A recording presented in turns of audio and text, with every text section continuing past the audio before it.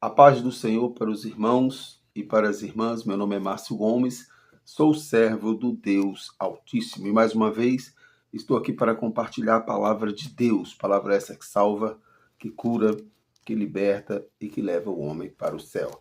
O texto fica aqui no livro de 2 Samuel, capítulo 11, a partir do primeiro versículo, a parte B do primeiro versículo, que diz assim: Porém, Davi ficou em Jerusalém. Uma tarde, levantou-se Davi do seu leito e andava passeando no terraço da casa real. Daí viu uma mulher que estava tomando banho. Era ela muito formosa. Davi mandou perguntar quem era. Disseram-lhe: é Betseba, filha de Eliã e mulher de Urias, o heteu. Então enviou Davi mensageiro que a trouxessem. Ela veio e ele se deitou com ela. Tendo-se ela purificado da sua imundícia, voltou para sua casa. A mulher concebeu e mandou dizer a Davi: estou grávida. Glorificado seja o nome do Senhor. Meu irmão, minha irmã, a narrativa do capítulo 11, a história contada aqui no capítulo 11, é justamente do pecado de Davi. Davi, ao invés de estar junto com seu exército, lutando, ele resolveu ficar no palácio, se acomodou. E durante a sua acomodação, o seu descanso, suposto descanso, ele contemplou a beleza de uma mulher. E Davi deu lugar à tentação. Ele não só viu a mulher, desejou a mulher, como mandou chamar essa mulher essa casada, se deitou com essa mulher, teve relações com essa mulher e engravidou essa mulher. Eu gostaria de falar com os irmãos sobre as consequências do pecado. Apesar de Deus ser misericordioso em perdoar, Ele não nos livra das consequências dos nossos pecados. O texto vai dizer que Davi tentou manipular, tentou esconder o seu pecado. Davi mandou chamar o esposo de Betseba, Urias, mandou chamá-lo.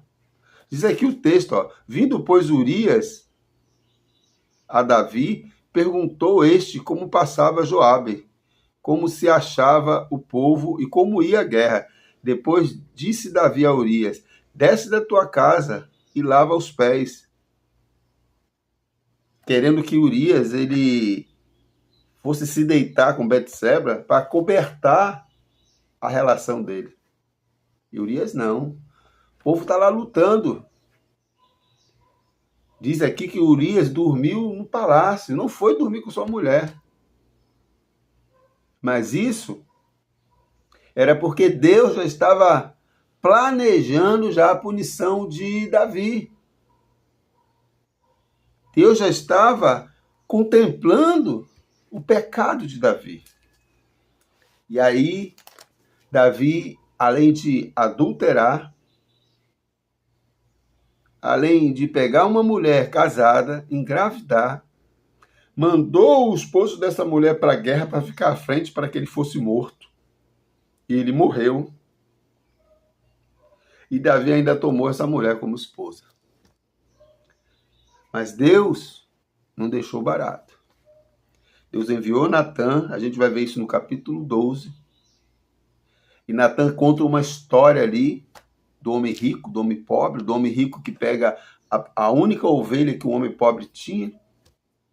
E Davi fica revoltado. Aí Natã chega para ele e diz: esse homem é você. E Deus pune Davi pelo seu pecado. A casa de Davi aconteceu uma desordem terrível. Davi pagou um preço altíssimo pelo seu pecado.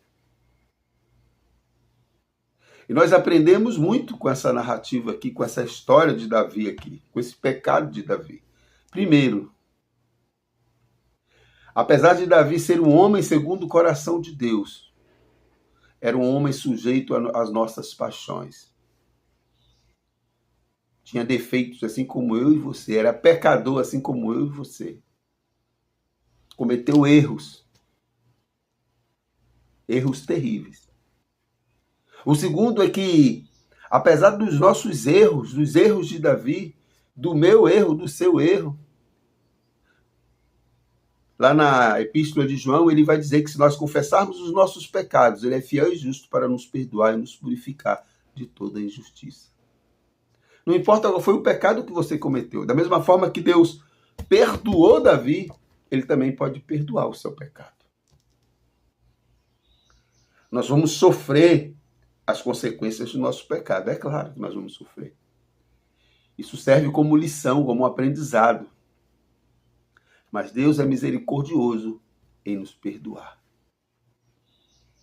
Por isso que Jesus falou aos discípulos: vigiai e orai, porque o inimigo anda ao redor. E nosso maior inimigo são os nossos desejos e as nossas vontades.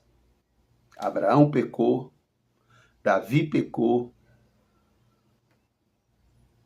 Pedro pecou, os discípulos pecaram. Homens que nós temos como exemplo na Bíblia, Jacó, todos eles pecaram, cometeram erros. Isso prova a misericórdia de Deus sobre nossas vidas, a graça de Deus sobre a minha vida e sobre a sua vida. Sem ela, nós não somos nada. Sem ela, nós somos apenas um miserável pecador, destituídos da glória de Deus. Que possamos aprender isso, meu irmão, minha irmã, entender que não importa o pecado que você cometeu, se você se arrepender, se você se prostrar diante do Senhor, assim como Davi fez, diante do seu pecado, se prostrou diante de Natã, confessou o seu pecado, pediu misericórdia a Deus,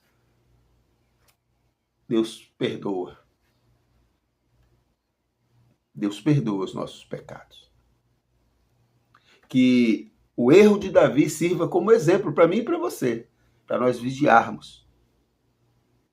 Vigiarmos, orarmos, nos alimentarmos da palavra,